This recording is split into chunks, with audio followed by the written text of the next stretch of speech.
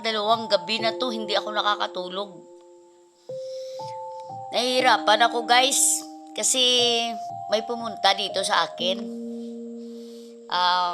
May nag-o-offer. Hindi ako makadesisyon kasi mahirap magpadalos-dalos, di ba? Ako humihingi ng payo sa inyo ng mga fans ko, followers ko, kung anong magandang gagawin. Kasi maraming suggestion, maraming pagkakuhaan ng kung ano talaga ang maging tamang desisyon, di ba? Sana mabigyan nyo rin ako ng payo yung maganda at makapag-desisyon ako ng tama kung ano ang tamang gagawin. Ito kasi para din daw sa akin to at maganda naman ang offer. Pinapapirma na nga ako ng kontrata. Pero iniisip ko parang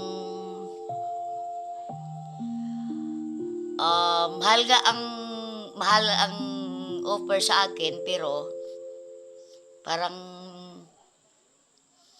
hindi ko pa kayang tanggapin kasi para sa akin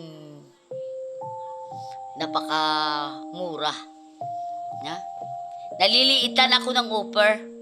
So sa ngayon naghingi ako ng payo sa inyo kung anong mas maganda, kung tatanggapin ko ba or hindi. Anong mga loads tatanggapin ko? Hingi lang ako ng payo sa inyo.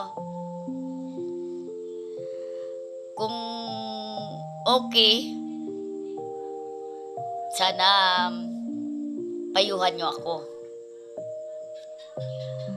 Nahirap na nga ako sa pag-iisip. Pero alam ko nandyan kayo, nagpapayo sa akin ng tama na kung anong maganda ang gawin ko. Alam niyo ba kung anong offer sa akin? 3 million 3 million. 3 million. Para lang maging gold star ako. Guys, sa ganda ba naman ang katawan ko na to? Baliw ka yata 3 million lang ang halaga ko?